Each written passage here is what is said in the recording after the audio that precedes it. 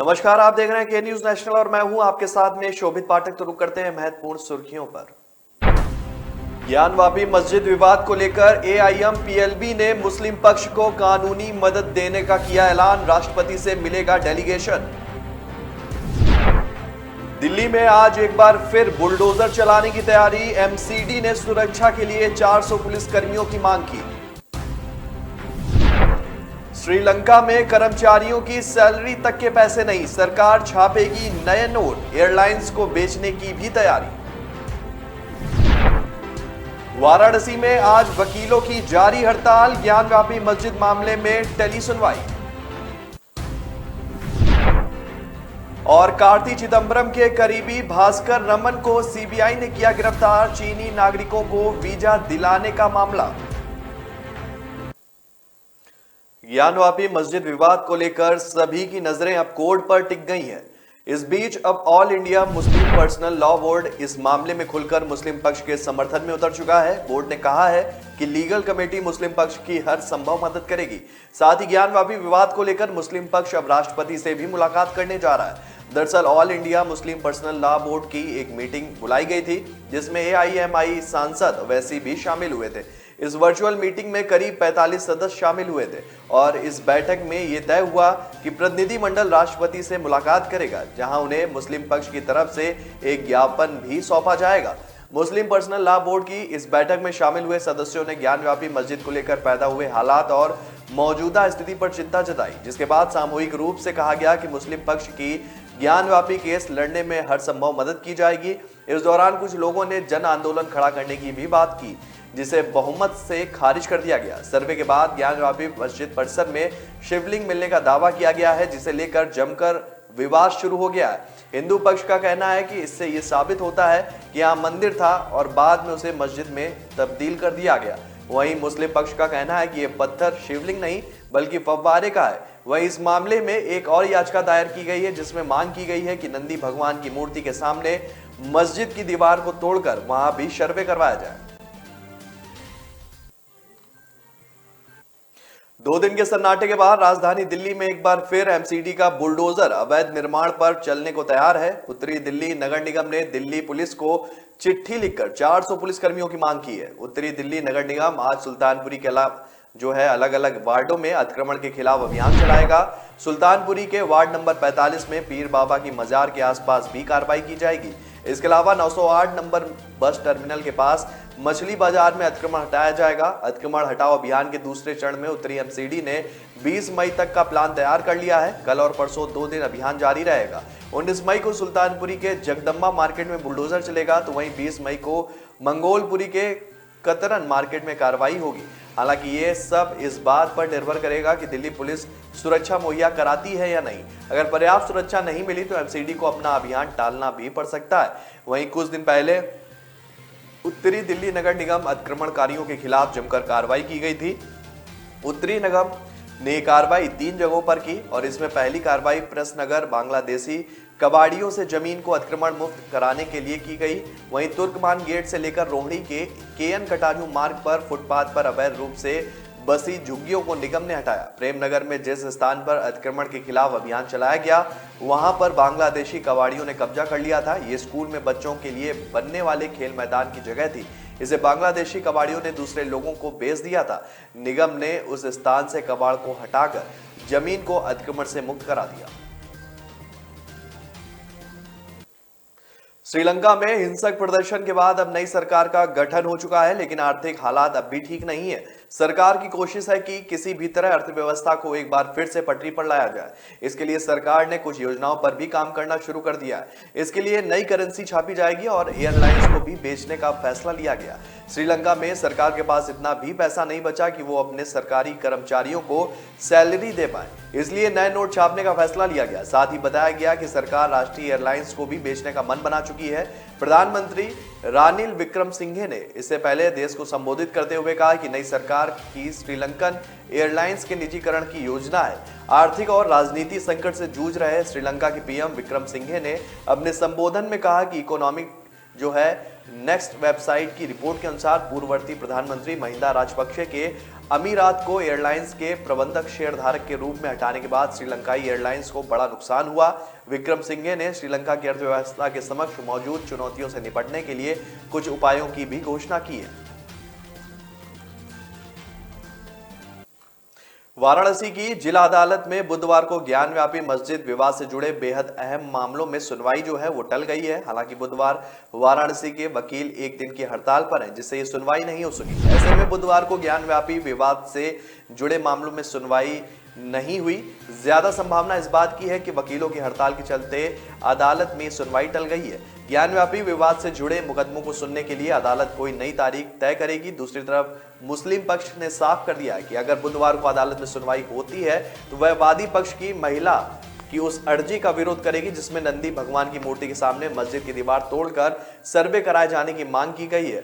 मुस्लिम पक्ष का कहना है कि जब तक कोर्ट कमिश्नर की सर्वे रिपोर्ट अदालत में दाखिल नहीं हो जाती तब तक अदालत को सर्वे से जुड़ी अर्जियों पर सुनवाई नहीं करनी चाहिए। पूर्व केंद्रीय मंत्री और कांग्रेस नेता पी चिदंबरम के बेटे कार्ति चिदंबरम के करीबी को सीबीआई ने गिरफ्तार किया है। बताया गया है कि वीजा भ्रष्टाचार के मामले में बड़ी गिरफ्तारी हुई है। सीबीआई ने देर रात भास्कर रमन को गिरफ्तार किया, जो कार्ति चिदंबरम का करीबी है। इसी मामले में सीबीआई ने कार्ति चिदंबरम के घर और दफ्तर में भी छापेमारी की थी। जानकारी के मुताबिक सीबीआई ने चिदंबरम के करीबी को देर रात चेन्नई से गिरफ्तार किया और इससे पहले लाखों रुपए लेकर वीजा बनवाने के मामले में सीबीआई ने कार्तिक के ठिकानों पर छापेमारी की थी। इस मामले को लेकर सीबीआई कार्तिक के करीबी भास्कर रमन से पूछताछ कर रही थी, जिसके बाद अब उनकी गिरफ्तारी हुई है। कार्ति चिदंबरम और उनके सहयोगियों पर चीन के नागरिकों को वीजा देने के एवज में लाखों रुपए की घूस लेने का आरोप है। दरअसल सीबीआई ने एक बिजली कंपनी के लिए 263 चीनी नागरिकों को वीजा देने में मदद करने के 11 साल पुराने एक आरोप की जांच को लेकर लोकसभा सदस्य कार्ति चिदंबरम के खिलाफ एक नया मामला दर्ज किया है। अधिकारियों ने बताया कि कार्ति पर 2011 में 50 लाख रुपए की रिश्वत लेकर चीनी नागरिकों को वीजा दिलवाने का आरोप है। उस समय कार्तिक के पिता पी चिदंबरम गृह मंत्री थे। मामला दर्ज करने के बाद सीबीआई ने दिल्ली और चेन्नई में चिदंबरम के घर समेत देश के कई शहरों में 10 ठिकानों पर एक साथ छापेमारी की। सीबीआई अधिकारियों ने बताया कि 14 मई को एजेंसी ने कार्ति, उनके सहयोगी एस भास्कर रमन, तलवंडी साबो बिजली परियोजना के तत्कालीन सहायक उपाध्यक्ष विकास मुखारिया के तौर पर तलवंडी साबो प्राइवेट लिमिटेड में जो घूस ली, जिसके चलते ये कार्रवाई की गई। तो ब्रेक पर जाने से पहले रुक करते हैं महत्वपूर्ण सुर्खियों पर। ज्ञानवापी मस्जिद विवाद को लेकर एआईएम-पीएलबी ने मुस्लिम पक्ष को कानूनी मदद देने का किया ऐलान, राष्ट्रपति से मिलेगा डेलीगेशन। दिल्ली में आज एक बार फिर बुलडोजर चलाने की तैयारी, एमसीडी ने सुरक्षा के लिए 400 पुलिसकर्मियों की मांग की। श्रीलंका में कर्मचारियों की सैलरी तक के पैसे नहीं, सरकार छापेगी नए नोट, एयरलाइंस को बेचने की भी तैयारी। वाराणसी में आज वकीलों की जारी हड़ताल, ज्ञानव्यापी मस्जिद मामले में टली सुनवाई। और कार्ति चिदंबरम के करीबी भास्कर रमन को सीबीआई ने किया गिरफ्तार, चीनी नागरिकों को वीजा दिलाने का मामला। कामयाबी की असली पहचान तभी होती है जब उसकी बुनियाद मजबूत हो, क्योंकि जिन्हें खुद पर भरोसा हो उनकी ताकत कभी कम नहीं होती है। इसलिए भरोसा करिए सिर्फ विकी पावर प्लस टीएमटी बात पर। अब घर बनेगा स्ट्रॉन्ग, चलेगा लाइफ लॉन्ग। ब्रेक के बाद फिर स्वागत है आपका। रुक करते हैं आगे की खबरों पर। केंद्रीय मंत्री और रिपब्लिकन पार्टी ऑफ इंडिया के प्रमुख रामदास अठावले ने महाराष्ट्र नवनिर्माण सेना के अध्यक्ष राज ठाकरे से अगले महीने उत्तर प्रदेश में अयोध्या जाने से पहले उत्तर भारतीयों से माफी मांगने को कहा है। ठाणे के दौरे पर आए अठावले ने सोमवार को यहां संवाददाताओं से कहा कि महाराष्ट्र को एक ब्राह्मण मुख्यमंत्री की जरूरत है। केंद्रीय मंत्री और भारतीय जनता पार्टी के वरिष्ठ नेता राव साहेब दानवे ने इस महीने की शुरुआत में कहा था कि वह महाराष्ट्र के मुख्यमंत्री के रूप में ब्राह्मण समुदाय के सदस्य को देखना चाहते हैं। फिलहाल महाराष्ट्र के मुख्यमंत्री शिवसेना के अध्यक्ष उद्धव ठाकरे हैं। हाल ही में भाजपा सांसद ब्रजभूषण शरण सिंह ने 5 जून को राज ठाकरे को प्रस्तावित अयोध्या यात्रा का विरोध किया और चेतावनी दी थी कि जब तक वह उत्तर भारतीयों को अपमानित करने के लिए सार्वजनिक रूप से माफी नहीं मांगेंगे तब तक उन्हें उत्तर प्रदेश में प्रवेश करने की अनुमति नहीं दी जाएगी। राजस्थान में गर्मी से थोड़ी राहत जरूर मिली है। पश्चिमी विक्षोभ के प्रभाव की वजह से तापमान में गिरावट दर्ज की गई, जिससे लू चलने की स्थिति नहीं बनी है। इसके बावजूद गर्मी के सितम से बुरा हाल रहा है। मंगलवार को प्रदेश में सबसे ज्यादा अधिकतम तापमान श्रीगंगानगर में सामान्य से 3 ज्यादा 45.1 डिग्री सेल्सियस दर्ज हुआ। भारतीय मौसम विज्ञान विभाग के अनुसार एक बार गर्मी के प्रकोप में इजाफा होने की बात जरूर कही गई है। मौसम विभाग के अनुसार 18 से 21 और 21 से 23 मई के दौरान राज्य के अलग अलग हिस्सों में लू चलने के आसार है। इसके अलावा राज्य के अधिकतर शहरों में वायु प्रदूषण सूचकांक मध्यम से बहुत खराब श्रेणी में बना हुआ है। जयपुर में बुधवार को अधिकतम तापमान 42 और न्यूनतम तापमान 29 डिग्री सेल्सियस रहने का अनुमान है। मौसम साफ रहेगा। वायु गुणवत्ता सूचकांक बहुत खराब श्रेणी में 302 दर्ज किया गया है। जोधपुर में अधिकतम तापमान 41 और न्यूनतम तापमान 30 डिग्री सेल्सियस रहने का अनुमान है। यहां भी मौसम साफ रहेगा। वायु गुणवत्ता सूचकांक खराब श्रेणी में 244 दर्ज किया गया है।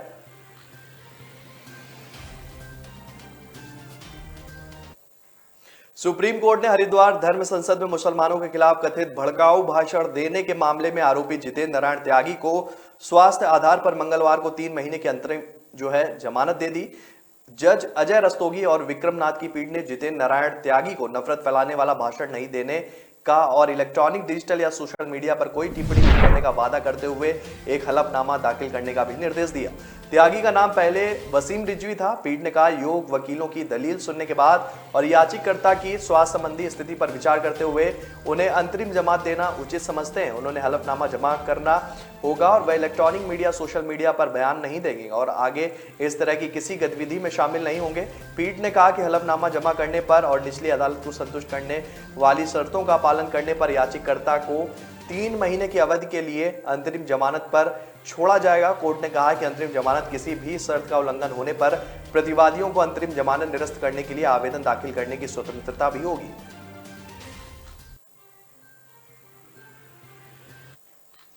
कई मांगों पर अड़े संयुक्त किसान मोर्चा के बैनर तले पंजाब के किसानों ने मोहाली चंडीगढ़ सीमा पर मंगलवार को पक्का मोर्चा लगा दिया है। किसान मोहाली के वाईपीएस चौक पर ट्रैक्टर ट्रालियों पर रसद और लंगर का सारा सामान लेकर पहुंचे। उन्होंने बुधवार सुबह तक मांगे नहीं माने जाने पर चंडीगढ़ में मुख्यमंत्री आवास की ओर कूच करने का ऐलान किया है। किसानों का कहना है कि फिर चाहे लाठी खानी पड़े या बैरिकेड तोड़ना पड़े। इस बीच पंजाब सरकार ने कैबिनेट की बैठक भी बुला ली है। दोपहर को किसान नेताओं की मुख्यमंत्री के साथ बैठक नहीं हो सकी। मुख्यमंत्री भगवंत मान भी दोपहर बाद दिल्ली रवाना हो गए थे, जहां उन्होंने आम आदमी पार्टी के सुप्रीमो अरविंद केजरीवाल से मुलाकात की। सीएम भगवंत मान ने किसानों से नारेबाजी करने के बजाय पानी बचाओ की अपील की। पंजाब सरकार के किसानों के प्रदर्शन पर पूरी नजर है। मुख्यमंत्री भगवंत मान ने बुधवार सुबह 10:30 बजे कैबिनेट की बैठक बुलाई और इसके बाद ही इस पर कोई निर्णय होने की बात कही गई है।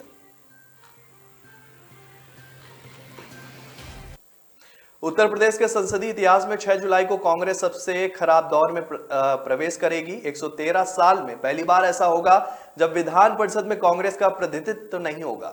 उसके एकमात्र सदस्य दीपक सिंह का उस दिन कार्यकाल समाप्त होगा। इस तरह से कांग्रेस के प्रमुख नेता रहे मोतीलाल नेहरू से प्रारंभ हुआ यह सिलसिला उनकी 5वीं पीढ़ी के समय में खत्म हो रहा है। उत्तर प्रदेश में विधानसभा परिषद की स्थापना 5 जनवरी 1887 को हुई थी। तब इसके 9 सदस्य हुआ करते थे। 1909 में बनाए गए प्रावधानों के तहत सदस्य संख्या बढ़ाकर 46 कर दी गई, जिसमें गैर सरकारी सदस्यों की संख्या 26 रखी गई। इन सदस्यों में से 20 निर्वाचित और 6 मनोनीत होते थे। मोतीलाल नेहरू ने 7 फरवरी 1909 को विधान परिषद की सदस्यता ली।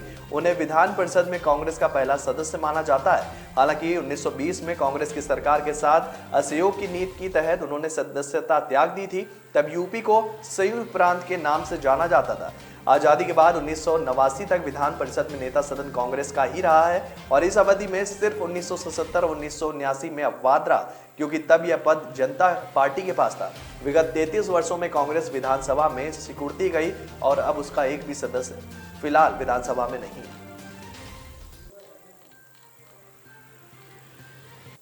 तो ब्रेक पर जाने से पहले रुक करते हैं महत्वपूर्ण सुर्खियों पर।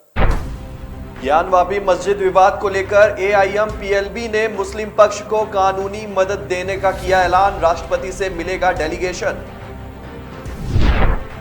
दिल्ली में आज एक बार फिर बुलडोजर चलाने की तैयारी। एमसीडी ने सुरक्षा के लिए 400 पुलिसकर्मियों की मांग की। श्रीलंका में कर्मचारियों की सैलरी तक के पैसे नहीं, सरकार छापेगी नए नोट। एयरलाइंस को बेचने की भी तैयारी। वाराणसी में आज वकीलों की जारी हड़ताल, ज्ञानव्यापी मस्जिद मामले में टेली सुनवाई। और कार्ति चिदंबरम के करीबी भास्कर रमन को सीबीआई ने किया गिरफ्तार, चीनी नागरिकों को वीजा दिलाने का मामला।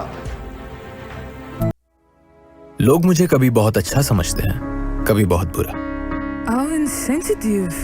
भगवान जैसे है हमारे लिए। एनए टेस्ट जरूरी है क्या? जान बचाई है मेरे बेटे की। ठीक से देखा ही नहीं, सिर्फ 2 मिनट। लोगों की बातों का असर मैं अपने काम पे नहीं पड़ने देता। मैं जो करता हूं वो अपने पेशेंस के लिए करता हूं। अगर मेरे पास सिर्फ 2 मिनट है तो शायद इसलिए क्योंकि कोई और क्रिटिकल है।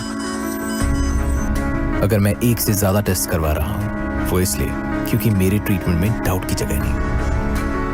अगर मैं स्ट्रिक्ट या इनसेंसिटिव हूं वो इसलिए क्योंकि आपकी हेल्थ सबसे इंपॉर्टेंट है। तो लोग मुझे चाहे अच्छा समझे या बुरा, मैं उनसे कहता हूं थैंक यू,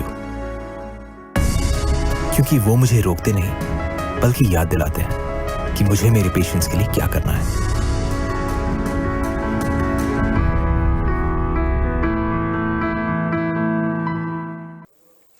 ब्रेक के बाद फिर स्वागत है आपका। रुक करते हैं आगे की खबरों पर।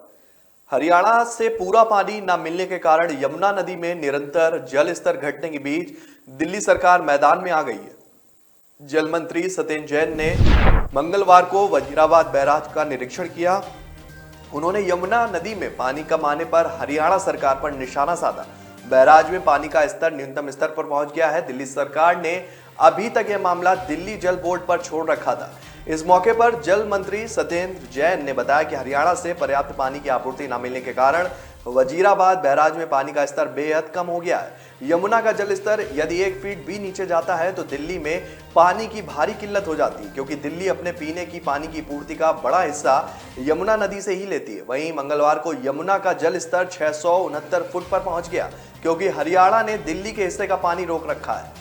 हरियाणा से पानी की निरंतर सप्लाई में बाधा आने के कारण दिल्ली वालों को उनके हिस्से का पर्याप्त पानी नहीं मिल पा रहा है। उन्होंने कहा कि आमतौर पर यमुना नदी पूरी तरह से भरी होती है, लेकिन आज स्थिति यह है कि नदी सूख गई है, क्योंकि हरियाणा ने दिल्ली के हिस्से का पानी रोक रखा है। हरियाणा सरकार के इस कदम के चलते दिल्ली के कई इलाकों में पानी की सप्लाई प्रभावित हो रही है। दरअसल वजीराबाद बैराज दिल्ली का सबसे महत्वपूर्ण जलाशय है। यह उत्तरी और पश्चिमी दिल्ली के लिए पानी के प्रमुख स्रोतों में से एक है। वर्तमान में हरियाणा से पानी की कम निकासी के कारण दिल्ली में जल शोधक संयंत्र कम क्षमता पर काम कर रहे हैं। मौसम विभाग के पूर्वानुमान को देखते हुए जिला प्रशासन ने केदारनाथ यात्रा को लेकर येलो अलर्ट जारी कर दिया है। यात्रा सहित अन्य पर्यटक स्थलों पर पहुंच रहे श्रद्धालु पर्यटकों से बारिश होने की स्थिति में पड़ाव पर शरण लेने की अपील की गई है। साथ ही यात्रा से जुड़े अधिकारियों को सतर्क रहने के भी निर्देश दिए गए। 16 से 20 मई तक मौसम विभाग की ओर से रुद्रप्रयाग, उत्तरकाशी, चमोली, बागेश्वर और पिथौरागढ़ जिले के लिए आकाशीय बिजली हवा के साथ तेज बारिश का पूर्वानुमान जारी किया गया है। जिलाधिकारी मयूर दीक्षित ने बताया कि मौसम के पूर्वानुमान को ध्यान में रखते हुए केदारनाथ यात्रा को लेकर सतर्कता बरती जा रही है। धाम आ रहे यात्रियों को पूरी सतर्कता के साथ यात्रा करने को कहा गया है। बारिश होते ही उन्हें पड़ाव पर सुरक्षित स्थानों पर शरण लेने के लिए भी कहा गया है। उन्होंने यात्रा से जुड़े विभागीय अधिकारियों के साथ एनडीआरएफ, एसडीआरएफ और पुलिस बल को अलर्ट मोड पर रहने के निर्देश दिए हैं। बताया गया है कि बारिश व अन्य कारणों से रुद्रप्रयाग गौरीकुंड हाईवे के बाधित होने पर यात्रा का संचालन योजनाबद्ध तरीके से किया जाएगा। केदारनाथ यात्रा पर आए 2 यात्रियों की दिल की दौरा पड़ने से भी मौत हो गई है। पुलिस ने शव का पंचनामा भरकर पोस्टमार्टम के लिए भेज दिया है। यात्रा के 12 दिनों में 18 यात्रियों की मौत हो चुकी है। बीते सोमवार देर रात केदारनाथ पैदल मार्ग पर लिंचोली में मदन मोहन चौधरी निवासी जिला खड़िया बिहार की अचानक तबीयत खराब हो गई। उन्हें नजदीकी एमआरपी में ले जाया गया, जहां चिकित्सकों ने उन्हें मृत घोषित कर दिया।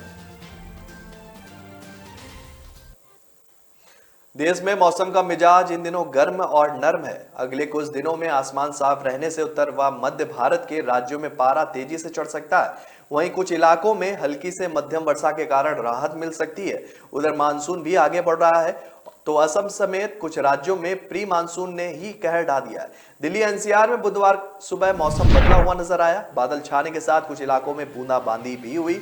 मौसम विज्ञान विभाग का अनुमान है कि बुधवार से लेकर आगामी 3 दिनों के दौरान देश के उत्तरी पश्चिमी और मध्य भाग में आसमान साफ रहेगा।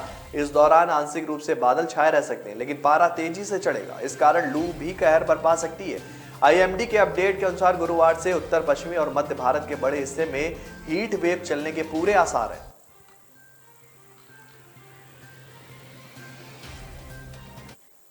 फिरोजाबाद जिले की जसराना विधानसभा से भाजपा से चुनाव लड़े पूर्व जिला अध्यक्ष मानवेंद्र प्रताप सिंह ने मतगणना की निष्पक्षता पर सवाल उठाते हुए उच्च न्यायालय में रिट दायर की। उन्होंने कहा कि खराब ईवीएम वाले वीवीपैट को खुलवाकर उनकी काउंटिंग या रिपोल करवाया जाए। आपको बता दें कि जसराना से विधानसभा चुनाव जीतकर सपा के इंजीनियरिंग सचिव यादव विधायक बने हैं। जिले के जसराना विधानसभा का चुनाव परिणाम सबसे अंत में घोषित किया गया था। परिणाम को लेकर मतगणना केंद्र शिकोहाबाद मंडी प्रांगण के बाहर काफी हंगामा भी हुआ था। आखिर प्रशासन ने सपा प्रत्याशी इंजीनियर सचिन यादव को 836 मतों के अंतर से विजय घोषित किया था। परिणाम घोषित होने के एवं प्रमाण पत्र जारी होने के बाद हंगामा समाप्त हो गया था। चुनाव में मिली हार के बाद जसराना से भाजपा के प्रत्याशी एवं पूर्व जिला अध्यक्ष मानवेंद्र प्रताप सिंह सपा को सबसे कम अंतर से जीत मिल को देखकर हैरान हो गए थे। उन्होंने मतगणना पर सवाल उठाते हुए हाई कोर्ट में याचिका दायर की थी। उन्होंने सपा विधायक इंजीनियर सचिन यादव सहित 8 अन्य को प्रतिवादी भी बनाया। भाजपा प्रत्याशी मानवेंद्र प्रताप सिंह विधानसभा चुनाव परिणाम पर सवाल उठाते हुए रिट याचिका दायर उन्होंने की है। वाराणसी की ज्ञानव्यापी मस्जिद परिसर में सर्वे के बाद हिंदू पक्ष के वकील ने शिवलिंग मिलने का दावा किया। इधर मथुरा में ज्ञानव्यापी की तरह श्री कृष्ण जन्म स्थान के पास स्थित शाही ईदगाह मस्जिद का सर्वे कराने के लिए हिंदूवादी संगठनों की ओर से अदालत में प्रार्थना पत्र दिया गया है और इस पर अदालत ने 1 जुलाई को सुनवाई जो है वो करेगी। इस बीच हिंदूवादी संगठनों ने एवं वादी पक्षों ने दावा किया है कि ज्ञानव्यापी की तरह श्री कृष्ण जन्म स्थान के निकट शाही ईदगाह में भी मंदिर के साक्ष्य मौजूद है। यदि यहां पर सर्वे होता है तो मंदिर के साक्ष्य मिलेंगे। श्री कृष्ण जन्मभूमि मुक्ति न्यास के अध्यक्ष एडवोकेट महेंद्र प्रताप सिंह ने कहा कि मथुरा में मस्जिद को तोड़कर शाही ईदगाह मस्जिद बनाई गई है। ज्ञानव्यापी की तर्ज पर जल्द ही यहाँ पर कमीशन सर्वे किया जाएगा, यहाँ भी साक्ष्य मिलेंगे। नारायणी सेना के राष्ट्रीय अध्यक्ष मनीष यादव ने कहा कि ईदगाह मस्जिद की दीवारों से ही साक्ष्य मिलेंगे, क्योंकि औरंगजेब ने शाही ईदगाह का निर्माण कराया है और उसमें मंदिर के ही मलबे का प्रयोग किया गया है। दीवार जैसी बनी है, यह भी मंदिर का प्रमाण देती है। तो फिलहाल इस बुलेटिन में मेरे साथ इतना ही। आगे की खबरों के लिए बने रहिए के न्यूज नेशनल के साथ। तब तक के लिए नमस्कार।